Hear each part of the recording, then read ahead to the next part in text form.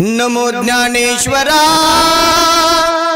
नमो ज्ञानेश्वरा, निवृत्ती उदारा सोपान देवा।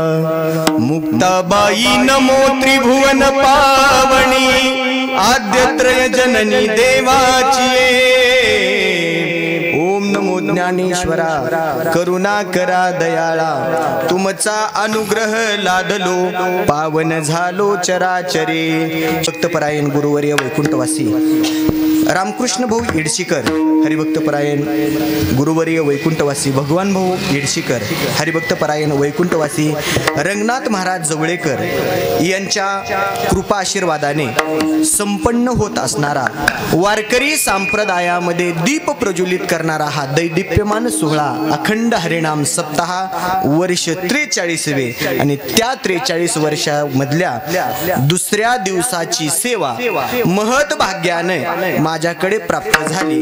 त्या निमित्ताने तुम्हा सर्व श्रोते सज्जनांच्या दर्शनाचा झालेला लाभ, त्या निमित्ताने भगवंताच्या सेवेसाठी निवडलेला अभंग, देहूचे सुप्रसिद्ध साधू, वैराग्याचे महामेरू, पंढरीश परमात्म्याचे लढीवाळ भक्त, साधकांचे मायबाप असणारे जगद्गुरु तुकोबाराय यांचा असून आजच्या अभंगातून महाराज मनुष्यवत जन्माला आलेल्या जीवाला उपदेश करतात।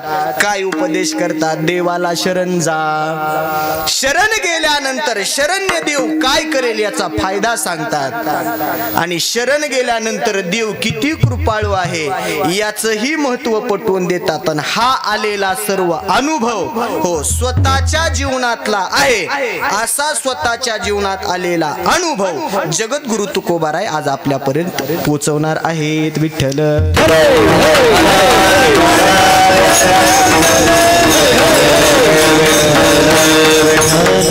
सेवेला सुरुवात करण्या अगोदर अल्पसा परिहार देणं व त्याचं आद्य कर्तव्य असतं। त्या अनुषंगाने सकल साधू संत, वैराग्य महामेरू गोरोबा काकांच्या पवित्र असणाऱ्या परिसरामध्ये ही आपली मंगळूर नगरी आणि आपलं गाव असणारं खरंच महत् भाग्याचं आहे का? या गावाची खरी ओळख, या संप्रदायाची खरी ओळख कुठून झाली असेल तर या भागामध्ये दोन महान साधू होऊन गेले। त्यांचं नाव, एकाचं नाव म्हणजे रामकृष्ण भाऊ येडशीकर आणि दुसऱ्यांचं नाव म्हणजे भगवान भाऊ येडशीकर। का महाराज, आपण या फडावरची लोक आहोत याचा आपल्याला सार्थ अभिमान असला पाहिजे। का महाराष्ट्रामध्ये जर येडशी परिसराकडे यायचं म्हटलं कुठल्याही कानाकोपऱ्यातून तर या भागाला येडशीकर फड म्हणून ओळखलं जातं।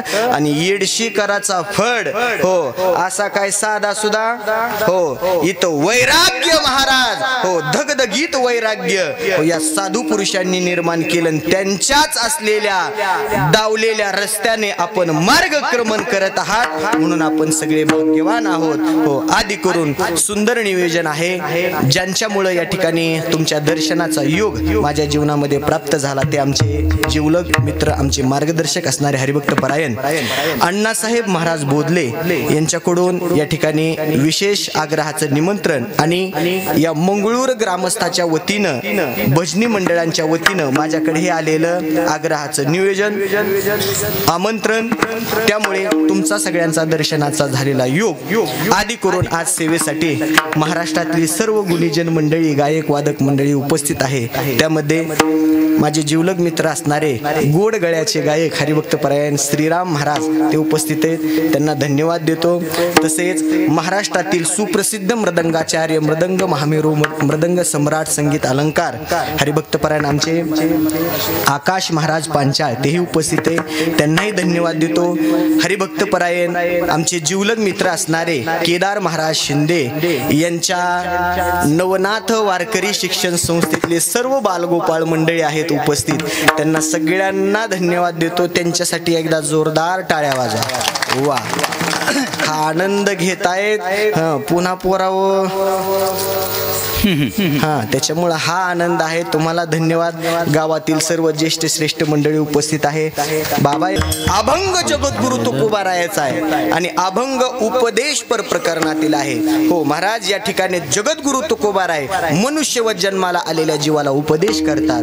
हो, या ठिकाणी असा प्रश्न पडतो, महाराज उपदेश करण्याचा अधिकार जगद्गुरु तुकोबारायांना आहे का? आहे का? नाही. बोललं तर कीर्तन 11ला सुटलं आणि नाही बोललं तर तांबडं, हे आपला नियम आहे. त्याच्यामुळे हे जवळ बसलेले आपण फडावरची मंडळी थोडं थोडं बोला. काय मला बोललं तर पुढचं बोलायला. हा बरं, विठ्ठल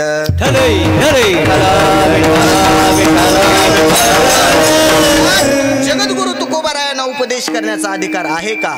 तर कलियुगामध्ये फक्त उपदेश करण्याचा अधिकार संतांनाच आहे आणि यामध्ये जगद्गुरु तुकोबाराय आहेत. हो, उपदेश म्हणजे काय महाराज? हो, एखाद्या मोठ्या व्यक्तीनं लहान व्यक्तीला कल्याणाचं हिताची गोष्ट सांगणे यालाच उपदेश म्हणा. मग जगद्गुरु तुकोबारायांना उपदेशाचा अधिकार आहे का? आहे का? सगळे जगात झालेले संत मनुष्याच्या कल्याणासाठी आहेत. संत कशासाठी आहेत? जगाच्या कल्याण, संताच्या विभूती, देह कष्ट विती पर उपकार. जगाच्या कल्याणासाठी संत या ठिकाणी येतात आणि जगाचं हित पाहण्यासाठी हिताची गोष्ट सांगतात आणि आपला देह सुद्धा जगाच्या कल्याणासाठी कष्ट होतात. म्हणून उपदेश करण्याचा अधिकार फक्त आणि फक्त संतांना आहे. विठ्ठल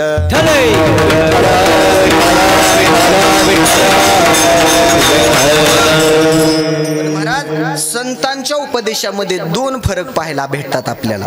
हो, संत महात्मे काही वेळेस उपदेश करायचा झाला तर अधिकार पाहतात आणि काही वेळेस संत महात्मे उपदेश करायचा झाला तर अधिकार पाहत नाहीत.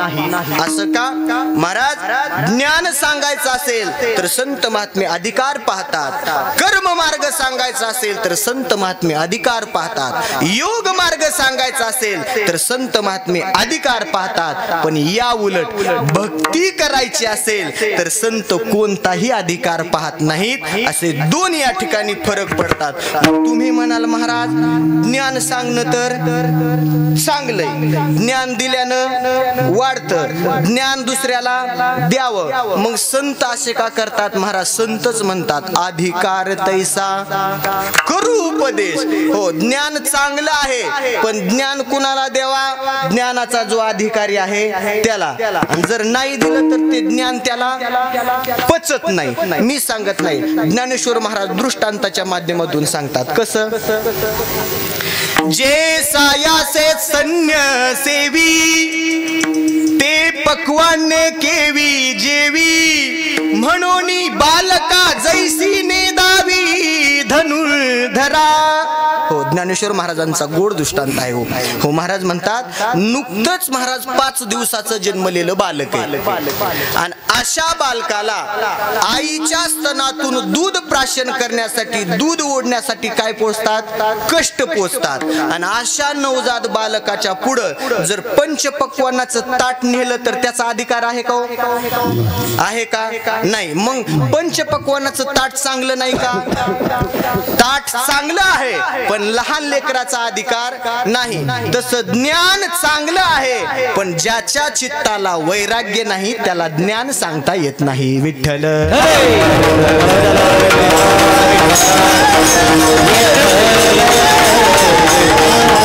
जगद्गुरु तुकोबाराय सुद्धा म्हणतात हो, ज्ञान कुणाला सांगता येत नाही, अधिकारच लागतो. महाराज हो, उत्तम दुधाची खीर केली, अतिशय दुधाची चांगल्या प्रकारे स्वादिष्ट पदार्थ टाकून खीर केली. ती खीर सगळ्याला खाऊशी वाटते की नाही? देणारा सुद्धा उदार आहे, किती बी खा. हो, पण अशी सगळ्यांना पचत असणारी खीर एक जणाला पचत नाही. महाराज कुणाला? कुत्र्याला ती खीर पचत नाही. कुत्र्याने खीर खाल्ली की लगेच त्याला काय होती? तोंडात तोंडातून बाहेर येते, मी सांगत नाही, तुकोबाराय सांगतात. सवेची व मन घडेत या सवेची व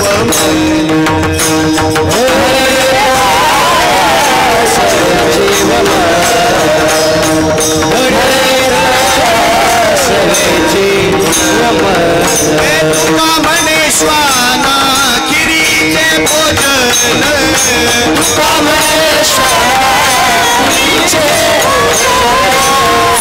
सवेची व मन गणे तया, सवेची व मन गणे तया, सवेची व मन गणे तया, सवेची व मन गणे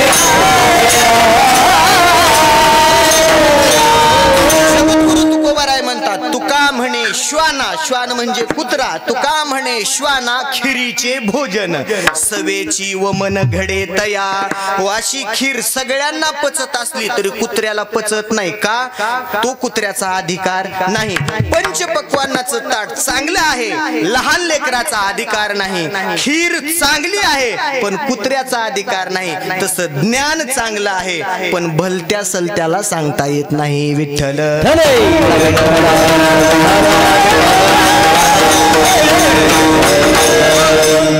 ज्ञान तर सांगता येत नाही पण तुकोबारायांनी आजच्या अभंगात सांगितलेले उपदेश आहे. मग हा उपदेशाचे अधिकारी कोण? हो महाराज म्हणतात, हो हे ज्ञानाचे, कर्माचे, योग मार्गाचे अधिकारी लोक आहेत पण भक्ती करण्यासाठी अधिकार लागत नाही. आणि आजच्या अभंगातून देवाची शरणागती सांगितली.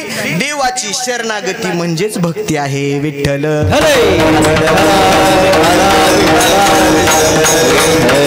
महाराज मनुष्य म्हणून जन्माला आला म्हणून नाही पण भक्तीचा अधिकार कोणी आहे, कोणीही भक्ती करू शकतो.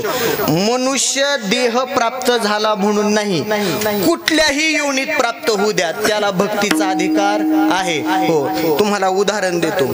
चला रामायणामध्ये चला. जटायू नावाच्या पक्षानं भक्ती केली. जन्माला कुठं आला? पशुवंशात. भक्ती केली, उद्धार केला. सेतू बांधत असताना पुलाचं सहकार्य करण्यासाठी एक खारुताई आली. उदाहरण आहे शास्त्रामध्ये. त्या खारुताईने प्रभू रामचंद्राची भक्ती केली आणि उद्धार केला. चला पुढे. जटायू नावाचा पक्षी, हो महाराज, गिद्ध वंशामध्ये जन्माला आला. भक्ती केली, उद्धार झाला. चला त्याच्या पुढं. गजेंद्र नावाचा हत्ती, पशु आहे महाराज, भक्ती केली, उद्धार झाला. चला त्याच्या पुढं. देवाचं वाहन असणारा गरुड, हो पशु आहे, त्यानं भक्ती केली, त्याचा उद्धार झाला. याच्या पुढे चला. राक्षस कुळात जन्माला आलेला बिभीषण, राक्षस आहे पण भक्ती केली, उद्धार झाला. आणि याच्या पुढे चला रामायणात. महाराज सगळ्या वानर सैनाने झाडाचा पाला खाल्ला आणि पाला खाऊन राम राम म्हणली आणि उद्धार केला. ती वानर मंडळीनं काय केलं? राम राम म्हणून उद्धार केला. ना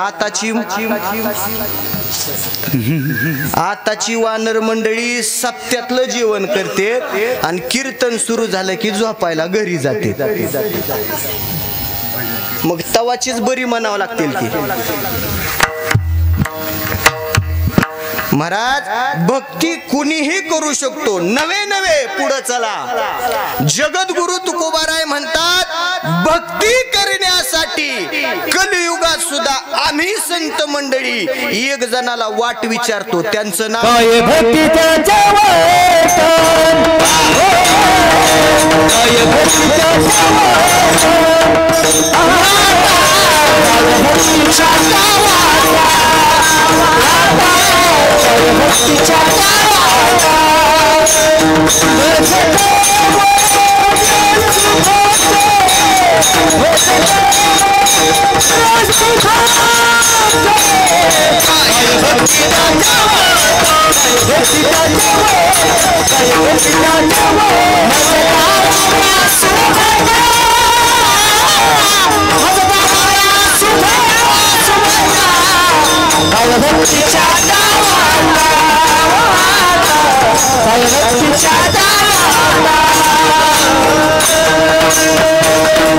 कलियुगात सुद्धा भक्तीची वाट विचारतात ते हनुमंतराय कपी वंशात जन्माला आले आणि भक्ती त्यांना विचारून करावी लागली, काय भक्तीच्या त्या वाटा मज दावाव्या सुभटा. म्हणजे भक्ती करण्यासाठी अधिकारी कोणीही असू द्या, कोणालाही भक्ती करता येते. पशु असू द्या, पक्षी असू द्या आणि मानव सुद्धा असू द्या, प्रत्येकाला भक्ती करता येते. म्हणून आजच्या अभंगातून सांगितलेली शरणागती म्हणजेच देवाची भक्ती आहे. विठ्ठल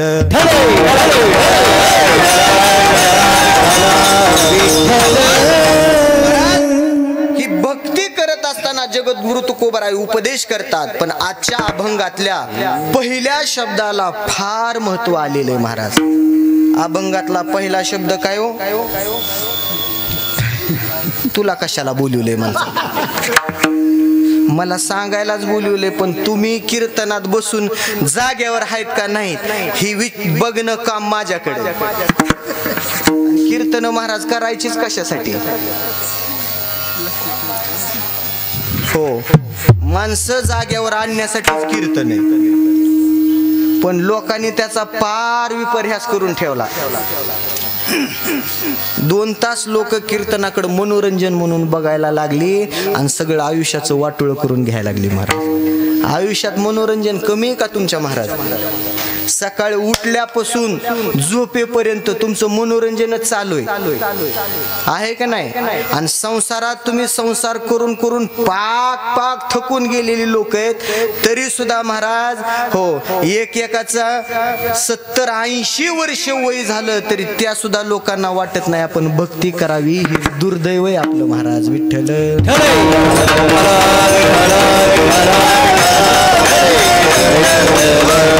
मला सांगायचा मुद्दा इतकाच आहे. अभंगातला पहिला शब्द काय आहे महाराज? म्हणून शरण जावे. अभंगातला पहिला शब्द म्हणून आहे, पण महाराज ही म्हणून शब्द असा कधीही कुठेही येत नाही. हो, व्याकरणाच्या दृष्टीने जर बघितलं तर महाराज हा शब्द पहिल्यांदा कधीच येऊ शकत नाही. का?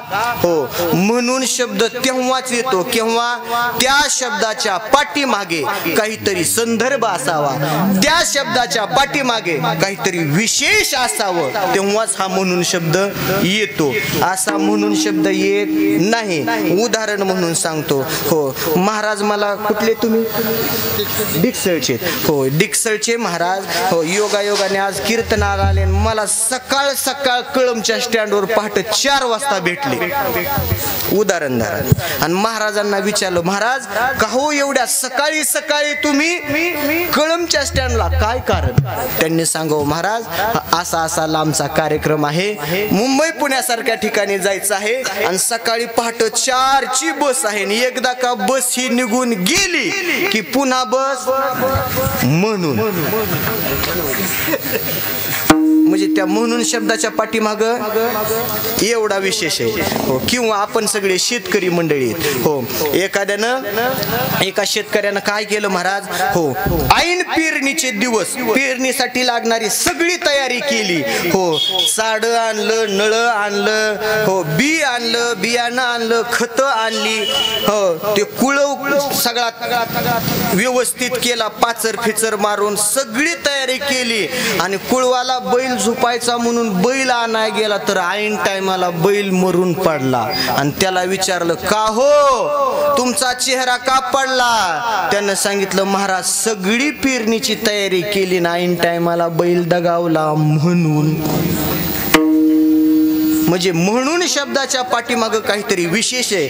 अभंगात पहिल्यांदा म्हणून शब्द आला, मग तुकोबारायांना याच्या पाठीमागं काय संदर्भ अपेक्षित आहे, काय विशेष अपेक्षित आहे? हो, महाराजांनी 7-8 असणारे आपल्याला प्रकार सांगितले. या म्हणून शब्दाचं चिंतन करत असताना हो वेळ उरलाय थोडा.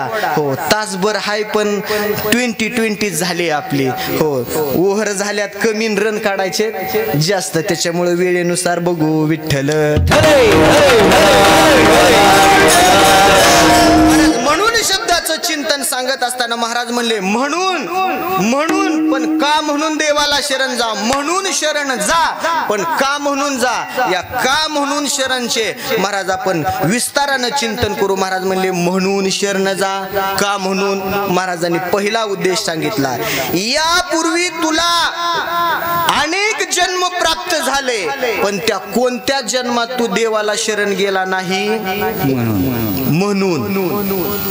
महाराज म्हणले याच्या अगोदर तुला अनेक देह सुद्धा प्राप्त झाले पण तो प्रत्येक देह देवाला शरण जाण्याच्या योग्यतेचा नव्हता। हे मानव शरीरच असं आहे की देवाला शरण जाण्याच्या योग्यतेचं आहे आणि ते तुला बहुत असणाऱ्या सुकृताने प्राप्त झालंय म्हणून म्हणायला घाळ पडू नका, म्हणजे त्या अभंग असा फिट बसतोय विठ्ठल। महाराज म्हणले म्हणून शरण जा। हो, तिसरा अर्थ सांगितला। महाराज म्हणले यापूर्वी तुला अनेक जन्म प्राप्त झाले, अनेक देह प्राप्त झाले पण त्या कोणत्याही देहात आणि त्या कोणत्याही जन्मात तुला देवाला शरण जाण्याचं ज्ञान प्राप्त झालं नाही। ते ज्ञान फक्त याच देहात आहे।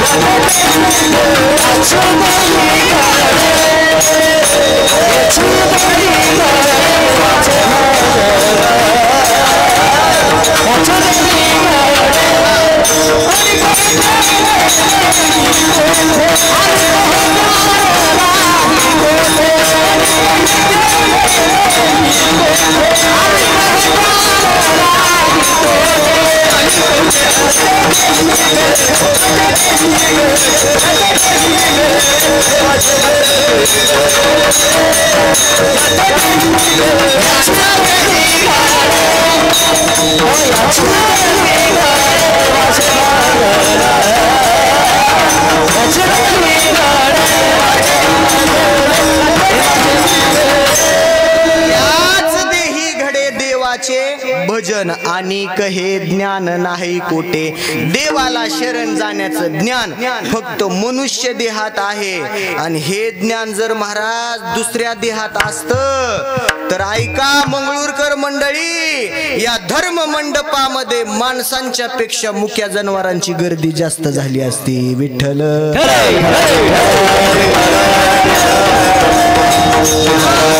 देवाला शरण जाण्याचं ज्ञान याच देहात आहे म्हणून देवाला शरण जा।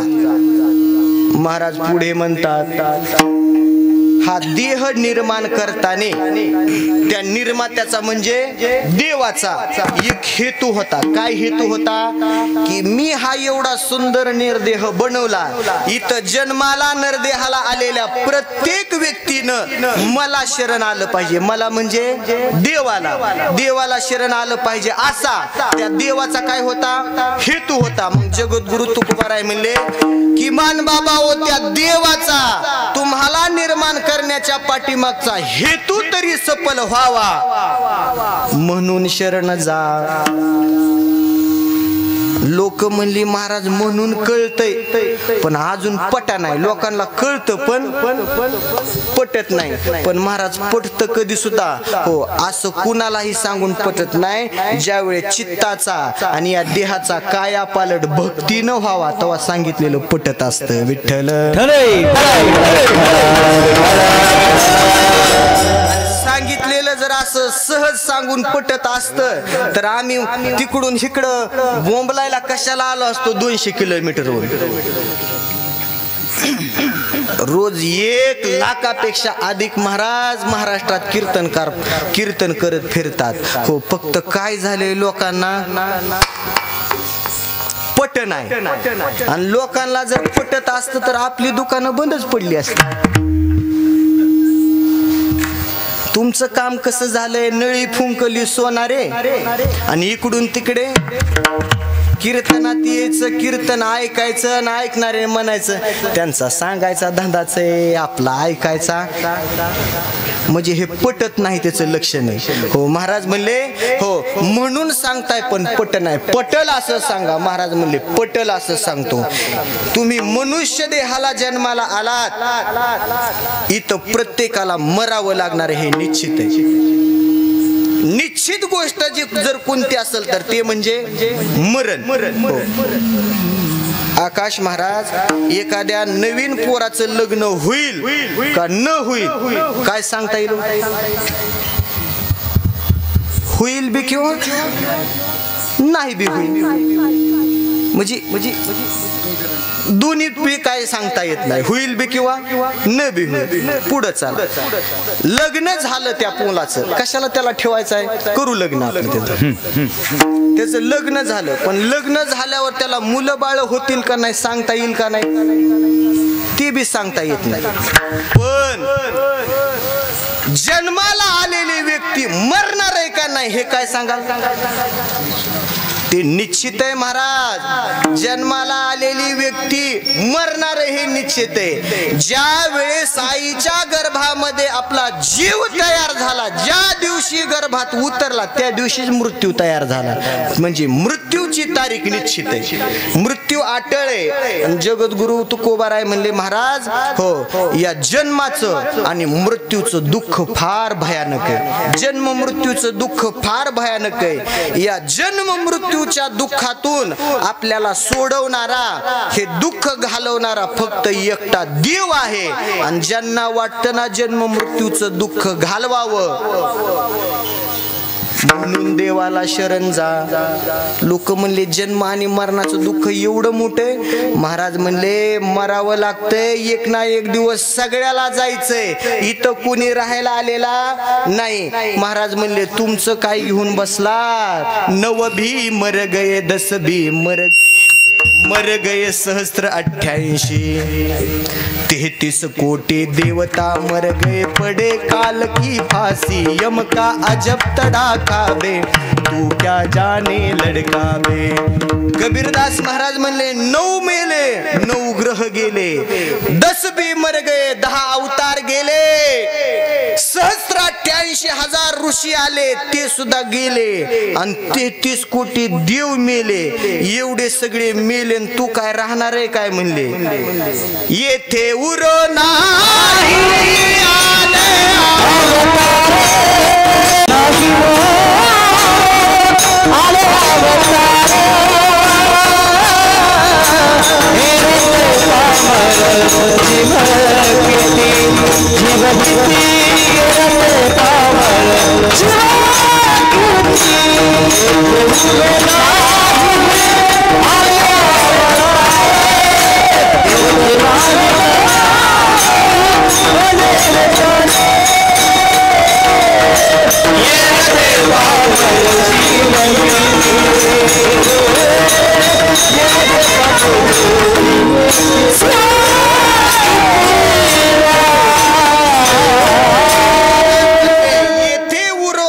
आले अवतार. या मृत्यू लोकांमध्ये अवतारच्या अवतार आले आणि अवतार गेले. अरे अवतार जन्माला आले मेले, तुझं अवतारल्याचं काय खरंय म्हणले? तुला सुद्धा मरावंच लागणार. जमेला पण जमेला बाप मसला गेला. जमेला पण जमेला बाप मसला गेला. कैसा झाला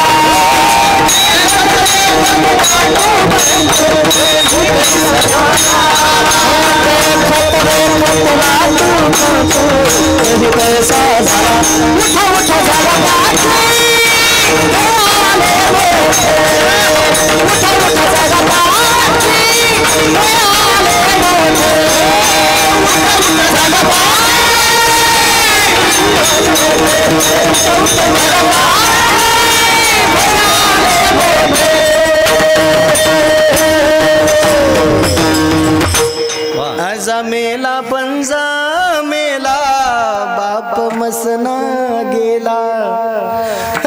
देखत देखत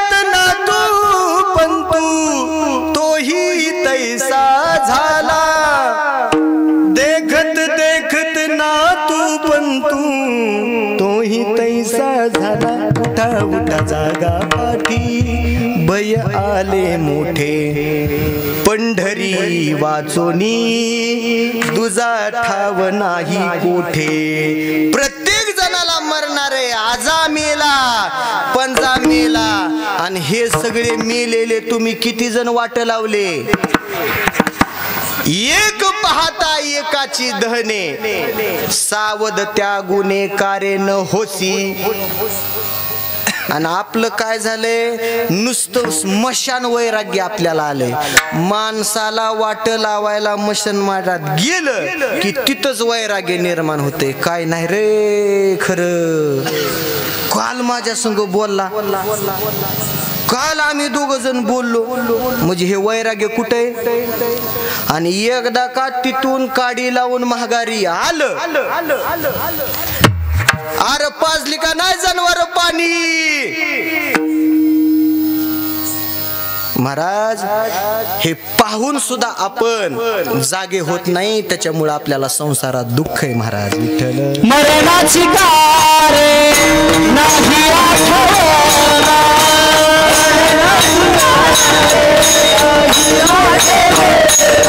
मरणाची कारे नाही आठवला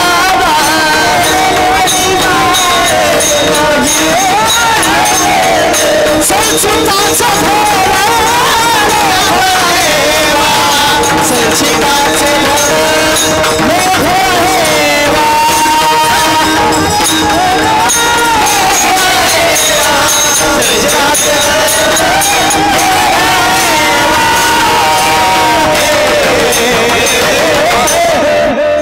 महाराजांनी गोड प्रमाण दिलं मरणाची कारे नाही आठवण आपण सगळे मरणच विसरलोय कुणाला वाटतच नाही मरावं हो महाराज म्हणले मरणाची आठवण झाली एवढं नाही मरणाचं दुःख किती माहितीये का एखाद्याला उग इथं बसल्या बसल्या म्हणलं का नाही नीट मर ती म्हणते मला मर म्हणला ही तुमचा टाळ आणि तुमचं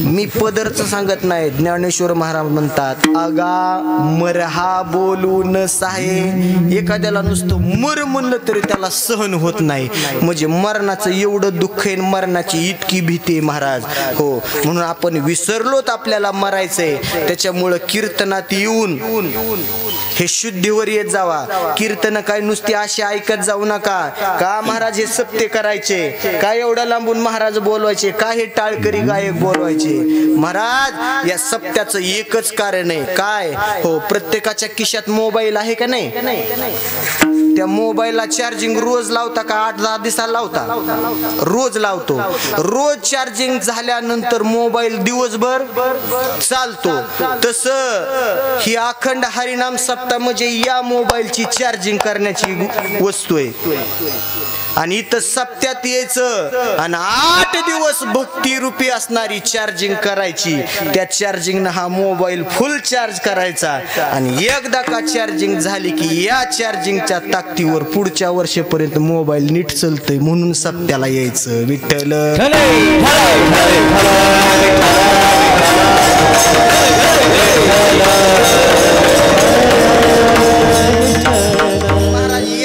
दुर्दैव महाराज काय सांगावं एवढा मोठा मंडप आहे एवढी लाइटिंग आहे हे सगळं लोकांना बसायला दिलं लोक मंडप सोडून कडनी बसते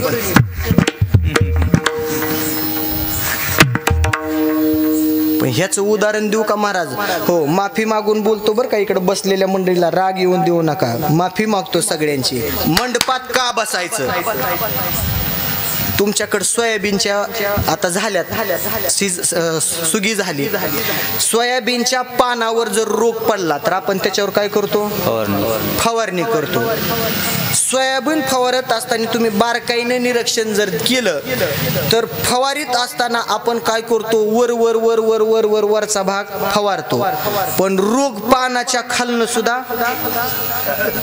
असतो की नाही आणि ती वरनं जेवढं फवारील का तेवढाच रोग मरतो म्हणजे पानाच्या वर जेवढा रोग आहे तेवढा मरतो आणि पानाच्या खालचा तसाच राहतो तसं हित हातरलेल्या पानाच्या वर जेवढा जेवढा रोग येईल का तेवढा ह्या भक्तीच्या फवाऱ्याने मरून जातो. आणि जी ह्या पानाच्या बाहेर बसलेत हो त्यांना किती बी फवारा मरतच नाहीत. विठ्ठल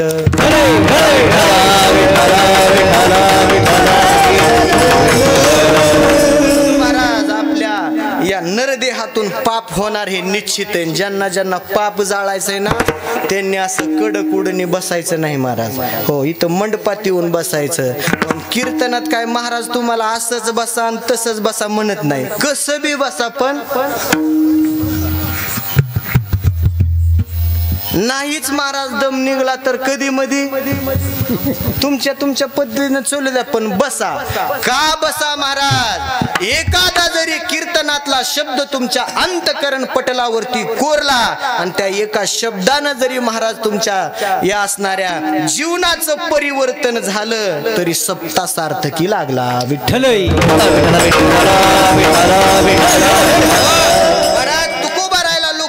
जन्म मरणाचं दुःख इतकं आहे. दुःख तर खरंय महाराज इतकं पण मरू तर मरू वाटत नाही. मग महाराज आम्हाला जन्म मरणाचं दुःख चुकवायचं याच्यासाठी काय पर्याय आहे का? महाराज म्हणले तुम्हाला जन्म मरणाचं दुःख चुकू वाटतंय ना. अरे बाबा मग हे दुःख चुकवण्यासाठी म्हणून तर सांगतोय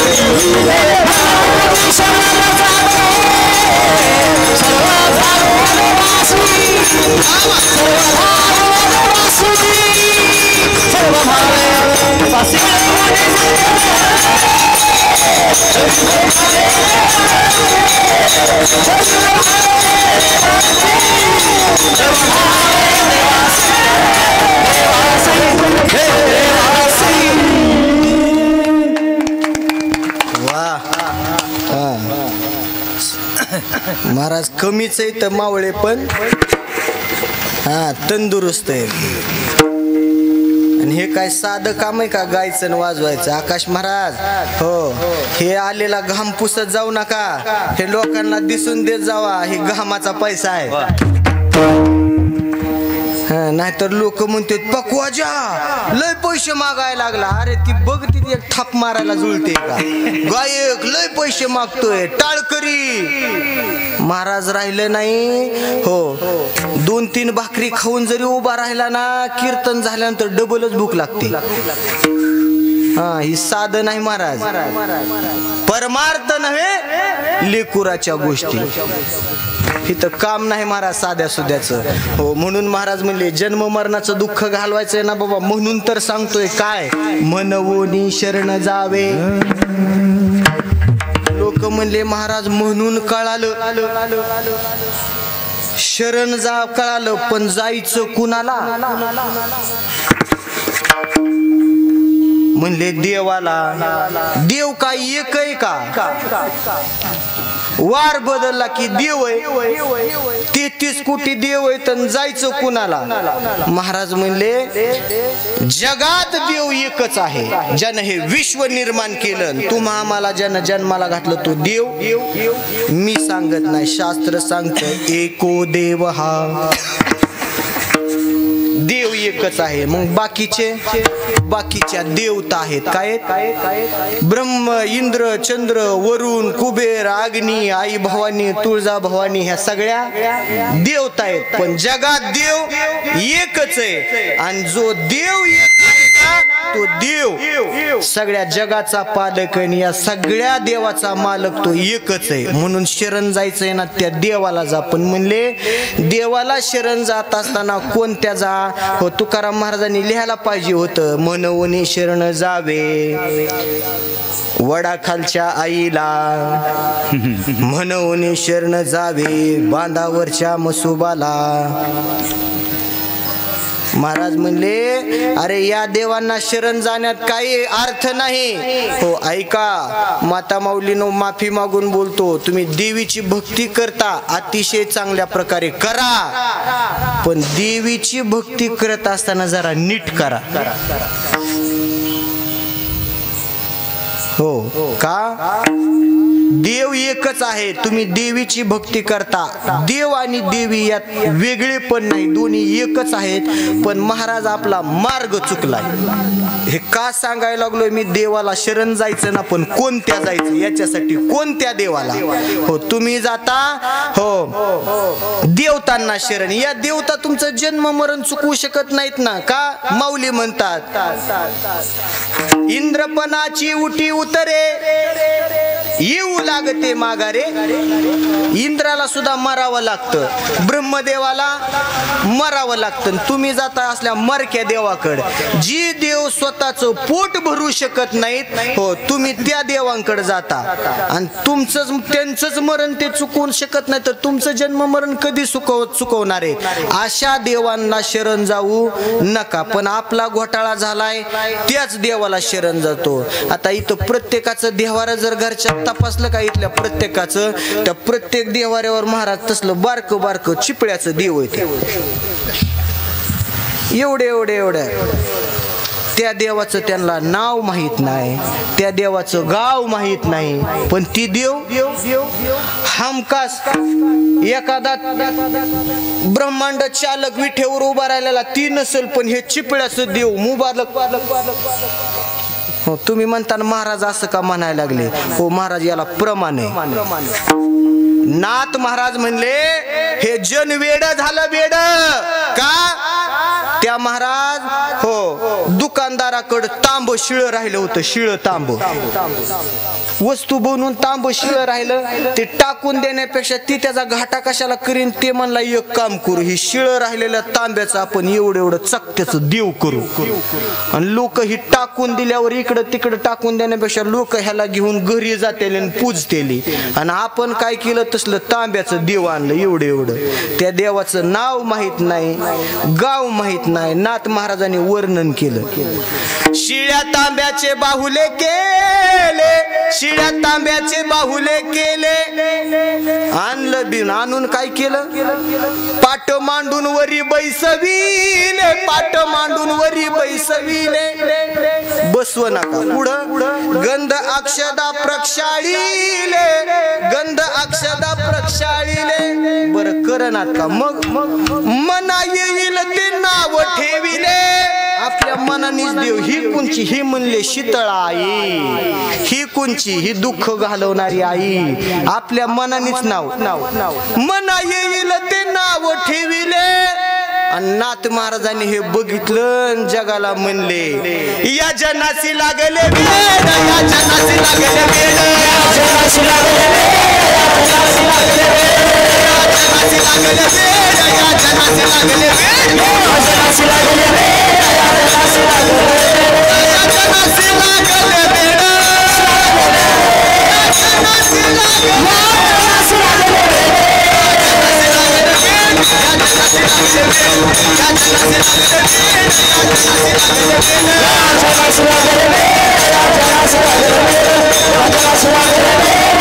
या जनासी लागले वेड.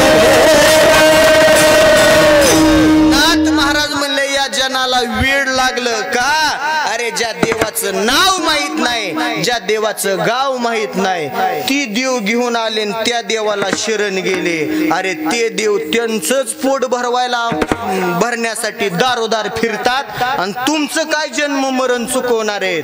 हो, परत एकदा कान उघडे ठेवून ऐका. जगद्गुरु तुकोबारायांनी प्रहार केला महाराज. काय? हेंदरी सेंदरी दैवते शेंदरी हेंदरी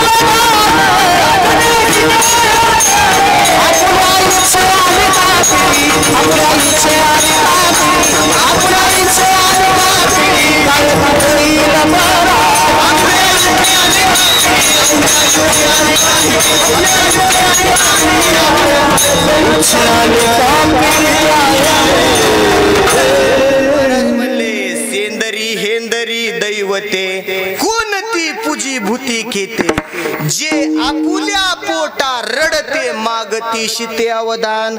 अरे ते देव आपल्या पोटासाठी दारोदार भटकत फिरायला लागले, त्यांचंच पोट भरणात आणि तुम्ही त्यांच्याकडे गेला. तुमचं जन्म मरण कधी चुकवणार आहे? अशा देवांना शरण जाऊ नका, अशा देवांना शरण जाऊ नका. हो, पण महाराजाला लोकांनी विचारलं, महाराज या देवाला शरण जाऊ नका, त्या देवाला शरण जाऊ नका, शरण जायचं कुणाला? महाराज म्हणले, जो देव वेदाने सांगितला त्याला शरण जा, जो देव संतांनी सांगितला त्याला शरण जा. हो, मग लोकांनी विचारलं, महाराज असा देव आहे का? महाराज म्हणले, नाही. कसा? आहेच. सांगा ना म्हणले, कोण आहे? महाराज म्हणले, वेदाने सांगितला. कोणता वेद? अनंत बोलिला, अर्थ इतुकाची साधिला. काय साधिला? विठोबासी शरण जावे, विठोबासी शरण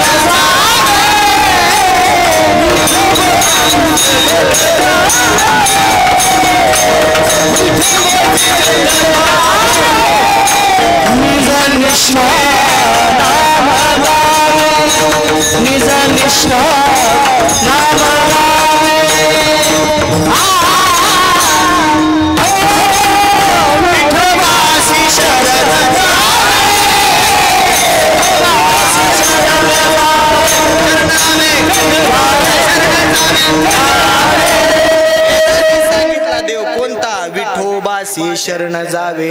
तो देव वेदाने सांगितला, दुसऱ्या देवाला शरण जाऊ नका. हो, म्हणले संतांनी सांगितला, संतांनी सुद्धा सांगितला. कुठला? सांगतो तुम्हासी भजारे विठ्ठला, नाही तरी गेला जन्मवाया. विठ्ठलाला सोडून दुसऱ्या देवाकडे गेला की जन्म वाया गेला. विठ्ठल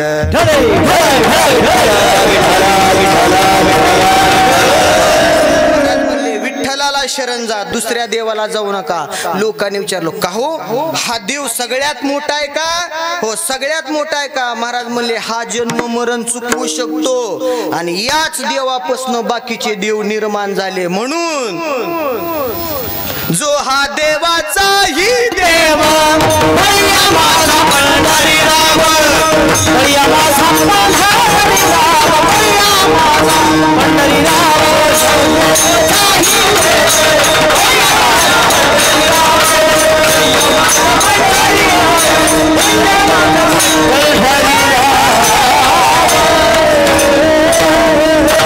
हा देवाचाही देऊन बडिया माझा पंढरी. सगळ्या देवांचा देव माझा पंढरीनाथ आहे त्याच्यामुळे शरण जायचंय ना, फक्त पंढरीनाथाला जा. आणि दुसऱ्या देवाला शरण गेल्यावर महाराज म्हणले दुसऱ्या देवाला शरण गेला की मरण आल्याशिवाय राहत नाही, ते मरण चुकवू शकत नाही. हो, शास्त्रातला पुरावा आहे महाराज. जन्मेजय राजाने सर्पसत्र यज्ञ केला. कशासाठी सांगतो ही, जर दुसऱ्या देवाला शरण गेला तर काय होईल. हो, महाराज म्हणले जन्मेजय राजाने सर्पसत्र यज्ञ केलं. हा जन्मेजय राजा कोण? परीक्षितीचा मुलगा. परीक्षितीचा मृत्यू झाला सर्पदंशाने. मग ह्यानं बापाचा सूड घ्यायचा म्हणून सगळे साप अग्नीत जाळून मारायचं ठरवले आणि सर्पसत्र यज्ञ केलं. मोठा यज्ञ मांडला, मोठी लीट आहुती चालू केली, मंत्र सुरू केला. तक्षकाय स्वाहा, तक्षकाय स्वाहा. एक एक एक एक प्रजाती येऊन अग्नीत भस्म व्हायला लागली. पण मेन जो शत्रू होता तक्षक मेन, तो गेला इंद्राला शरण. कुणाला? इंद्राला. आणि इंद्र म्हणला तू माझ्या आसनाच्या पाठीव माग उभा राहा. हो, मी आहे म्हणला. असे बरेच इंद्र आहेत आता. मी हाय, बघू तुला कोण काय करते. अरे चांगली चांगली गेली, तुझं काय घेऊन बसला. हो, म्हणून अशा इंद्रांना शरण जायचं नाही महाराज. हे इंद्र ओळखा. हो, नवीन पिढी तर तरुण पिढी दिस नाही महाराज. हो, असल्या लुंग्या सुंग्या इंद्राच्या मागची पळाली आणि वाटुळ करून घेतलं. हे थापा हाणणारे सगळे आहेत महाराज. त्याच्यामुळे अशांना शरण जाऊ नका. तो गेला त्या इंद्राला शरण. इंद्राने सांगितलं जा आसनाच्या माग मी आहे. हो, आणि त्या जन्मेजय राजाला कळालं ना हा गेला इंद्राला शरण म्हणून. त्या जन्मेजय राजानं मंत्र बदलला. म्हणले आता गेलाय ना इंद्राला शरण, जाऊ द्या. मग इंद्राय तक्षकाय स्वाहा, इंद्राय तक्षकाय म्हणजे इंद्रासह तक्षक अग्नीत येऊन आणि अशी मंत्राची ताकद वाढली की त्या इंद्राचं आसन गड गड गड गड गड हालायला लागलं. इंद्राला कळलं इकडं असं का व्हायला लागलं. ते म्हणला ह्याला पाठीशी घातलं म्हणून. त्यानं त्या तक्षकाला बाजूला काढलं. म्हणले तू बाजूला ये इकडं. ते म्हणले का? म्हणले तुझं तू पाय आता. म्हणले महाराज मी तुला शरण आलो. अरे म्हणले तुझ्या शरण येण्याच्या नादात माझं मरण दिसायला लागलं. म्हणले तुम्ही बी मरणारच आहेत का? म्हणले मी बी मरणारच आहे. त्याच्यामुळं महाराज मरणाऱ्या देवाला, हो, एक विठोबा सोडून दुसऱ्या देवाला जर शरण गेला तर मरण निश्चित आहे. जन्म मरण चुकवणारा देव एकच आहे. म्हणूनच त्या विठोबाला शरण जा. विठ्ठल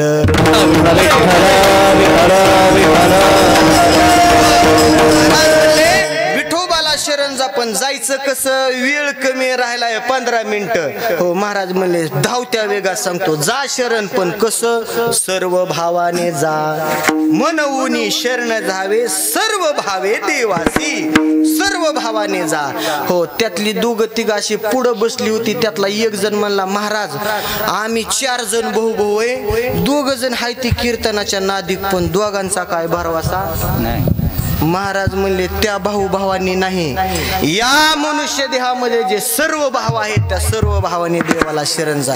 आणि मनुष्याच्या देहातले सर्व भाव कोणते? कायिक, वाचिक आणि मानसिक, या तिन्ही भावाने देवाला शरण जा तर तो देव तुमच्यावर कृपा करील. पण कधी? या सर्व भावाने गेला तरच. आणि तरच तो तुमचं जन्म मरण चुकवेल, अन्यथा नाही. आणि शरण गेल्याला देव जन्म मरण चुकवतो. दुसऱ्याच चुकवायला तो रिकामा नाही.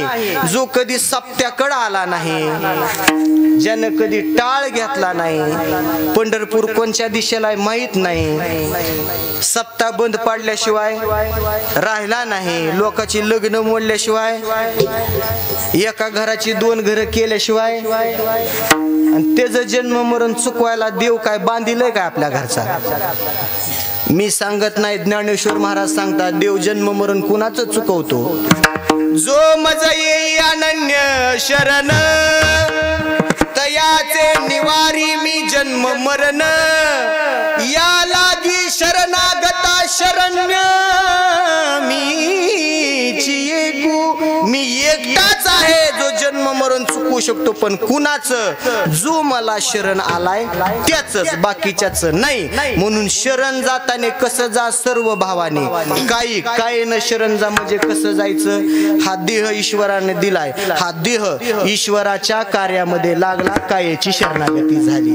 वाचेन देवाची शरणागती जा. वाचेन कशी? अखंड देवाचं नामस्मरण घ्या, वाचेची शरणागती. आणि मनाची शरणागती, हो मन इतकं चंचल की ते थांबत नाही. पण तुकाराम महाराज म्हणतात, हो मन जर स्थिर करायचं असेल तर एकच काम करा, आता कोठे धावे मन तुमचे चरण दे. त्या देवाच्या चरणावरती मन लावा, हो तुमची मनाची शरणागती होईल. देवा माझे मन लागो तुझे पायी, संसार व्यसनी पडोने दी.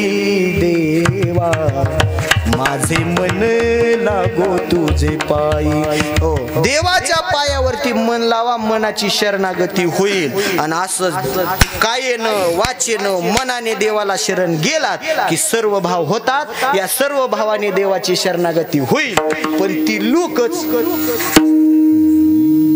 लोक म्हणली शरणागती जायचं खरं, शरण जाओ, विठोबाला जाओ, सर्व भावाने जाऊ, पण फायदा? जग सगळं फायद्याच आहे. फायदा काय? महाराज म्हणले आहे देवाला शरण गेल्यानंतरचा फायदा महाराजांनी अभंगाच्या दुसऱ्या चरणात सांगितला. त्या देवाला शरण गेल्यानंतर काय होईल? तो या मनुष्य जीवाला तो हा उतरील पार भवदुस्तर नदीचा. या संसाराची जी भवदुस्तर नदी आहे, या संसाराचं जे दुःख असणार, या दुःखमय असणारी संसार रूपी भयानक असणारी जी भव नदी आहे, या भव नदीतून तो तुम्हाला पार करेल. हा महाराजांनी फायदा सांगितला. हो का हो एवढी अवघड आहे काही भवदुस्तर नदी? महाराज म्हणले चांगले या नदीत वाहून गेले. तुमची काय गत आहे म्हणले. आणि त्या नदीतून जायचं असेल तर फक्त देवाची कृपा लागते. आणि त्या देवाची कृपा हवी असेल तर त्या देवाला शरण जा. मग वाटतंय का इथं कोणाला त्या भव नदीतून आपण जावा सुखरूप म्हणून? वाटतंय का? तेव्हा कशी बघते ते. आपलं काय झालंय महाराज, ही विश्वासच नाही. हल्ली महाराज लोक सप्त्यातलं खातेत 7 दिवस आणि सप्ताह झालं की म्हणतात देव नाही. त्यांचा काय दोष आहे महाराज? ही आपली बिघडल्याने करायला लागली. सत्य परिस्थिती आहे महाराज. आपला देवावर विश्वासच राहिला नाही. आणि का राहिला नाही महाराज? थोडं जरी संसारात दुःख आलं तरी लोक म्हणतात काय आम्ही देवाचं केलं होतं, काय असेल आमचं, कशामुळे असं झालं? अरे तू देवाला कवा मंदिरा पूर्ण जाताना हात सुद्धा जोडलं नाही तर कवा चुकून सुद्धा मंदिराकडे गेला नाही, चुकून सुद्धा महाराज इथं सप्त्याकडे आला नाही, कवा देवाने तुझ्याकडे बघावं? आणि ती बघायला एवढा रिकामा आहे का महाराज? आपल्याला वाटलं पाहिजे आपला उद्धार करायचा असेल तर आपण देवाकडेच गेलं पाहिजे महाराज. देवाकडे जाण्यासाठी महाराज हो देव नक्की येतो, तो उतरवतो. याला प्रमाण आहेत महाराज. मी पदर बोलत नाही. महाराज म्हणतात जे जे तुम्हा शरण आले ते ते नेले निज धामा. तुम्ही देवाला शरण गेलात की देव तुमच्याकडे येईल. हो पण देवाकडे जाण्यासाठी तुमची प्रमुख 2 पावलं देवाकडे पडणं गरजेचे आहे. देवाकडे 2 पावलं तुमची पडली की देव 100 पावलांनी तुमच्याकडे येतो.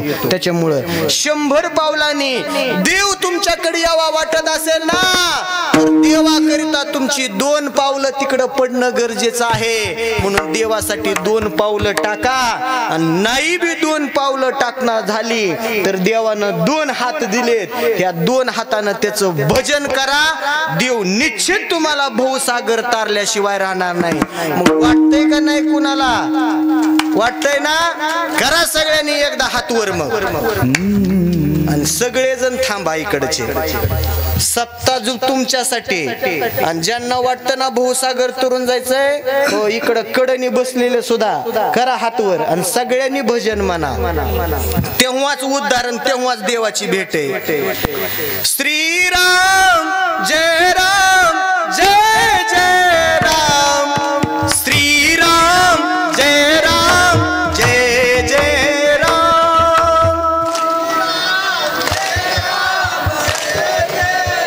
मागचे वा वा श्रीराम जय राम जय जय राम श्रीराम जय राम जय जय राम हात एक टाळी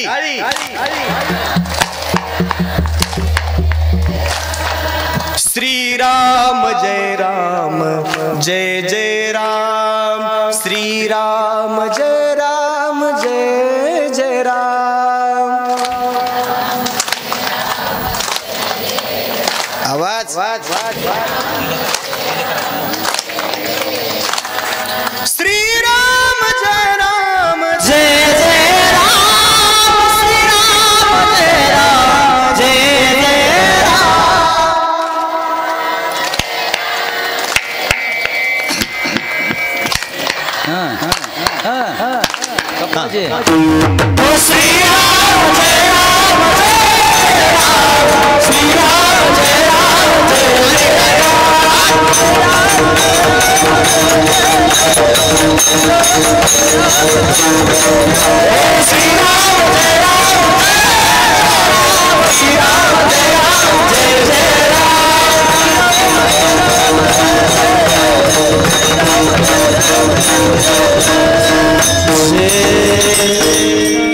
आणि हे बी नाव तुम्हाला नाही घेऊ वाटलं तर दुसरं आहे विठोबा रखुमाई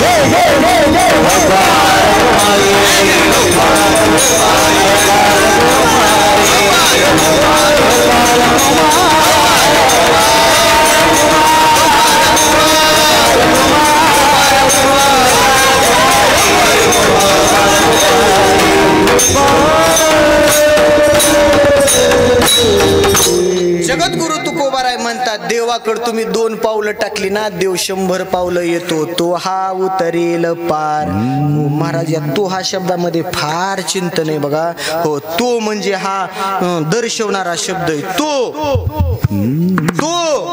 अरे कोण तो राम अवतारात जो होता तो हाच आहे कृष्ण अवतारात कृष्ण झाला तोच हाय आणि तो हा आहे हाच पांडुरंग आहे तो हा उतरील पार भवदुस्तर नदीचा या संसाराच्या भवदुस्तर असणाऱ्या नदीतून हो तो तुम्हाला निश्चित पार करेल हो म्हणून तुम्ही त्याला शरण जा हो पण लोक म्हणले महाराज संसारी जीव आम्ही पावला पावलाला काहीतरी आमच्याकडून अघटित घटना घडतात काही चुकी होतात आणि या चुकीमुळे पाप होतंय आणि हे पाप झाल्यामुळे तुमचा देव आमच्या या पापी लोकांचा स्वीकार करेल का हो महाराज म्हणले का करणार नाही का अरे त्याच्याकडे औदार्यच एवढं मोठं आहे कसा आहे देव करुणावंत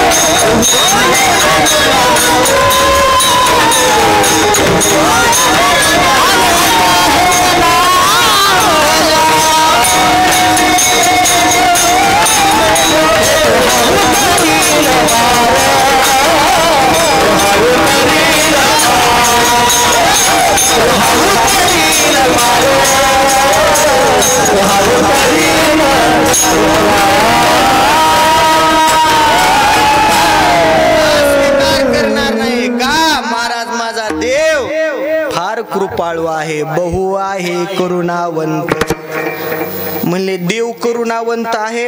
हो, किती करुणावंत आहे. महाराज म्हणले वाटीभर दूध मागितलं उपमन्यूने, वाटीभर दुधासाठी समुद्र दुधाचा दिला. एवढा देव कृपाळू आहे, एवढा उदार आहे. महाराज त्या उपमन्यूची आई त्या उपमन्यूला हो खरं दूध पाजत नव्हती. महाराज पिठाचं दूध करायची ते पाजायची. एक दिवस उपमन्यू आपल्या मित्रासोबत खेळायला गेला आणि खेळत असताना मित्राच्या आईनं त्या मुलाला हाक मारली, बाळू दूध प्यायची वेळ झाली, दूध प्यायला ये. आणि बाळू म्हणला, आई माझ्यासोबत उपमन्यू आहे, आणू का? ती काय तवाची आई होती काय आताची? ती तवाची होती. ती म्हणले, बाबा बाळूला बी घेऊन ये. आणि महाराज खरं दूध, गाईचं खरं दूध असणार त्यावेळेस त्या उपमन्यूला तिथं मित्राच्या घरी प्यायला मिळालं. आणि मित्राच्या आईला त्या उपमन्यूने विचारलं, तुम्ही जे मला प्यायला दिलं ते काय आहे? ते म्हणले, हे दूधच आहे. हे दूध आहे, पण मी रोज जे घरी दूध पितो त्या दुधाची चव वेगळी आणि या दुधाची चव वेगळी. आमच्या घरी दूध तयार होतं, हे दूध कशाचं आहे? ते म्हणले, अरे गाईचं दूध आहे, आता काढून आणलंय. ते म्हणला, गाई दूध देते का? इथून सुरुवात झाली. कारण त्या उपमन्यूला दूधच माहित नव्हतं ना, गरिबी होती. आणि उपमन्यूने खरं दूध ओळख झाली खऱ्या दुधाची. तडकच घरी आईकडे आला, म्हणला, आई मला दूध पाहिजे. आई म्हणले, बाळा 5 मिनिटं बस, 5 मिनिटात दूध तयार करते. उपमन्यू म्हणला, आई दूध तयार करावं लागतं का? आईला कळालं, ज्यार ती मुलगा आज परत बोलला त्यार ती याला खऱ्या दुधाची ओळख झाली. आणि आईने महाराज टाहो फोडला, बाळा उपमन्यू माफ कर बाळा. दोन्ही नयनातून अश्रूचा बांध लोटला नाही. ढस ढस ढस उपमन्यू पुढे रडली, बाळा मी तुझी अपराधी आहे. ज्या वेळेस स्तनातलं दूध संपलं बाळा, आणि ते दूध संपल्यापासून आजपर्यंत मी तुला फक्त पिठाचं पाणी करून दूध म्हणून पाजते. मी तुझी अपराधी आहे उपमन्यू, मला माफ कर. आई तुला माफी मागायची गरज नाही का? अगं तुला कुणी वाटीभर दूध दिलं नाही? नाही दिलं बाबा, आपली फार गरीब आहे. अगं मग जगात असा कोणीच नाही का? कोणच नाही का त्याने मला वाटीभर दूध दिलं असेल? म्हणले, आहे एक जण वाटीभर दूध देणारा. म्हणले, कोण? आपलं आराध्य दैवत असणारे भगवान शंकर आहेत ना, ते निश्चित आपल्याला दूध देतात, पण त्याच्यासाठी त्याची आराधना करावी लागते. त्या महाराज 6 वर्षाच्या बालकानं हो त्या वाटीभर दुधासाठी हो भगवान शंकराची आराधना केली. ओम नमः शिवाय, हरि ओम नमः शिवाय. अरे ज्या नावाने अख्खी दुनिया वेडी झाली ते नाव घेतलं. कोणतं नाव? सारी दुनिया दीवानी हो गई शिव नाम की, जग में प्यारी मूरत शिव नाम की. सारी दुनिया दीवानी हो गई शिव नाम की. ओम नमः शिवाय, हरि ओम नमः शिवाय. हो आहो रात्र शिवाचा जप चालू केला आणि भगवान शंकर प्रसन्न झाले. म्हणले, काय पाहिजे? आणि त्यावेळेस उपमन्यूने सांगितलं, देवा काहीच नको, मला वाटीभर दूध पाहिजे. आणि त्या वाटीभर दुधासाठी भगवान शंकर म्हणले, तुला वाटीभरच दूध देतो, पण तुझी भक्ती एवढी झाली की वाटी कशाची करू याला प्रश्न पडला. तुला वाटी दुसरी तिसरी कशाची देत नाही, या पृथ्वीची वाटी केली. आणि आजही हो नवीन मंडळी इकडे बसले असतील मोबाईल वाले, त्या मोबाईल वर सर्च करा, पांढऱ्या रंगाचा समुद्र आणखीन आहे. जिथं पांढऱ्या रंगाचा समुद्र आहे ना, तो समुद्र माझ्या भगवान शंकराने उपमन्यूसाठी तिथलं पाणी सुद्धा दुधासारखं पांढरे. देव एवढा कृपाळू. माऊली म्हणतात, मागा दूध दे म्हणली यासाठी, अवघी क्षीराब्दीची करोनी वाटी. उपमन्यू पुढे दुर्जटी ठेविली जैसी. देव एवढा कृपाळू आहे का? वाटीभर दुधासाठी समुद्र दिला, म्हणून बहु आहे करुणावंत. लोक म्हणले त्याला नुसतं विठ्ठलच म्हणायचं का? महाराज म्हणले विठ्ठल नाही, अनंत हे नाम जा. राम म्हणा, कृष्ण म्हणा, हरी म्हणा, गोविंद म्हणा, गोपाळ म्हणा, मधुसूदन म्हणा, आणि या सगळ्या नावापैकी अनंत हे एक त्या देवाचं नाव आहे. त्याला अनंत म्हणून जरी हाक मारली तरी तो येणार. किंवा याचा दुसरा अर्थ आहे, या नावामध्ये अनंत या देवाला नाव आहे, त्या अनंत नावामधलं कुठलंही एक नाव घ्या तरी तो येणार. बहु आहे कृपावंत, अनंत हे नाम जा. एवढं ऐकलं लोक म्हणले महाराज हे तुम्ही आतापर्यंत सगळं सांगितलं, हे कुणाचं ऐकून सांगितलंय का ह्याचा काय तुम्हाला अनुभव आहे? महाराज म्हणले अनुभव आले अंगात ते या जगात देतसे. या सगळ्याचा अनुभव मला स्वतःला आला म्हणून मी तुम्हाला सांगितलं अभंगाचं शेवट.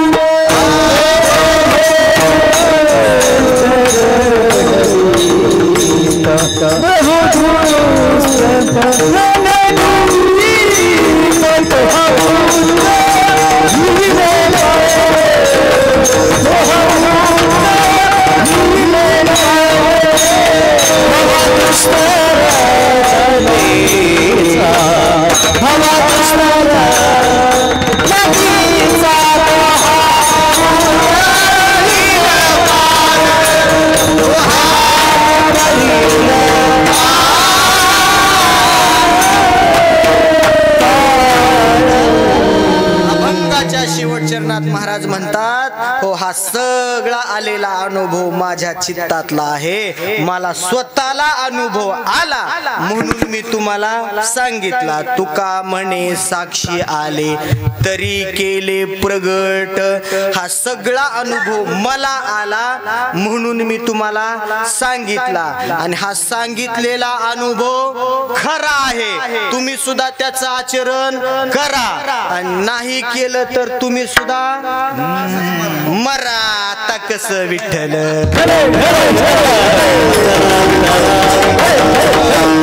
महाराज म्हणले हा सगळा अनुभव मी घेतला म्हणून तुम्हाला सांगितला.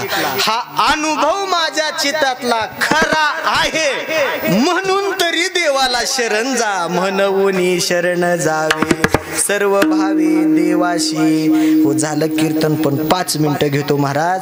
हो म्हणून शरण जा याचं चिंतन झालं. पण महाराज जगात तुम्हाला आता सध्याला नाही देवाला शरण जाऊ वाटलं तर जाऊ नका, कान उघडे ठेवा.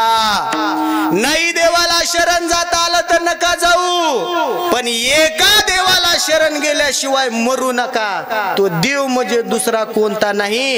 इथं पाठीमाग ज्यांचं स्मारक चालू आहे ना हे छत्रपती शिवाजी महाराज देव आहे.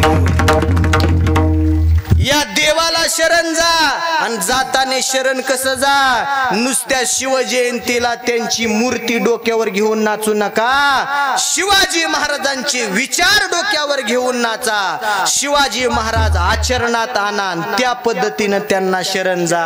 हो का महाराज एवढं मोठं स्मारक करायला लागला तिथं, तर गाववाल्यानं उदार अंतकरणानं देणगी द्या. अरे आता जो टाळ वाजतोय, आता जो पकवाज वाजतोय, हा विना वाजतोय, एवढी मंदिरावरचा कळस, माझ्या आईच्या डोक्यावरचा पदर, कपाळावरचं कुंकू, ज्या देवामुळे सुरक्षित राहिलं तो देव म्हणजे माझा छत्रपती आहे. अरे काय केलं या राजानं?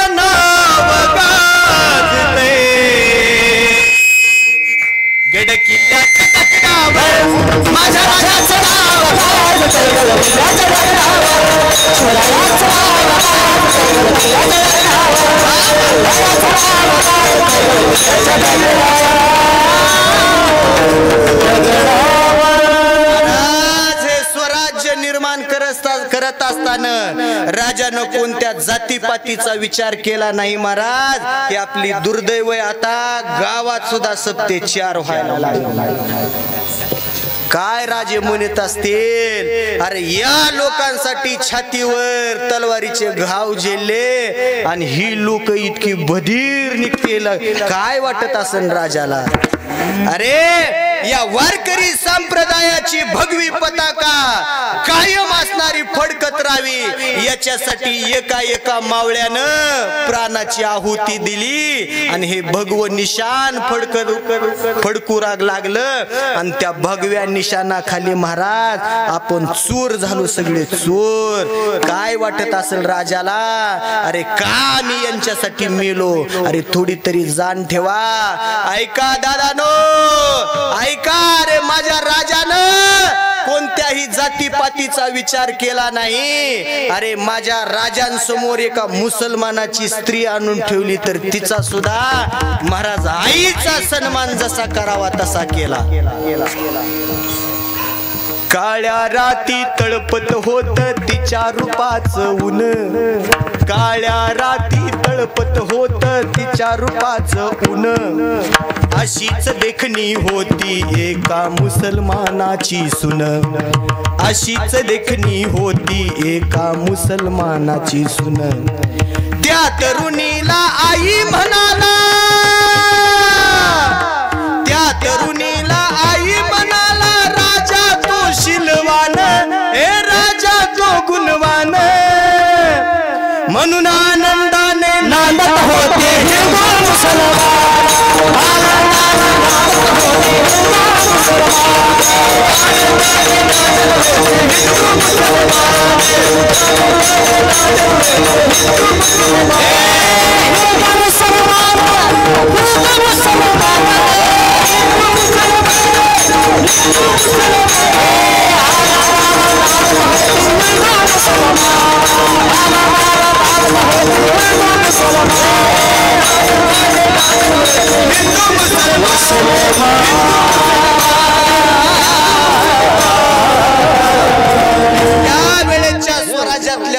समाजातल्या माणसाला सुद्धा वाटत होता हा राजा माझा आहे.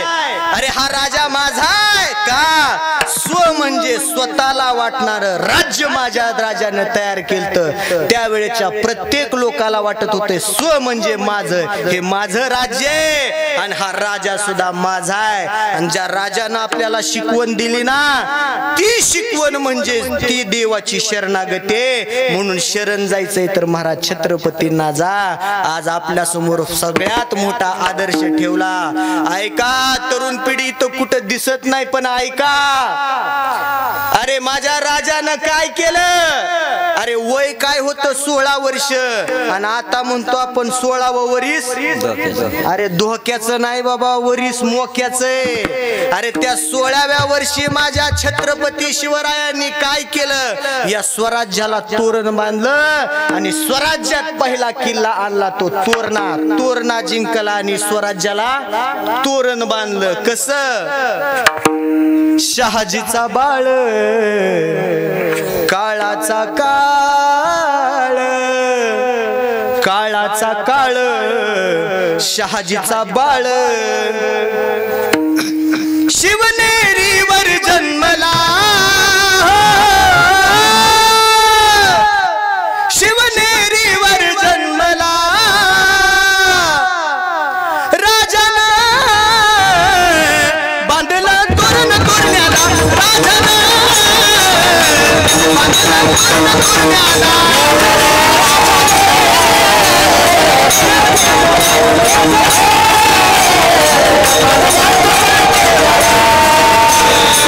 शहाजीचा बाळ काळाचा काळ, काळाचा काळ शहाजीचा बाळ. शिवनेरीवर जन्मला, शिवनेरीवर जन्मला. काय केलं माझ्या राजाने? राजानं बांधला तोरण तोरण्याला. राजानं बांधला तोरण तोरण्याला.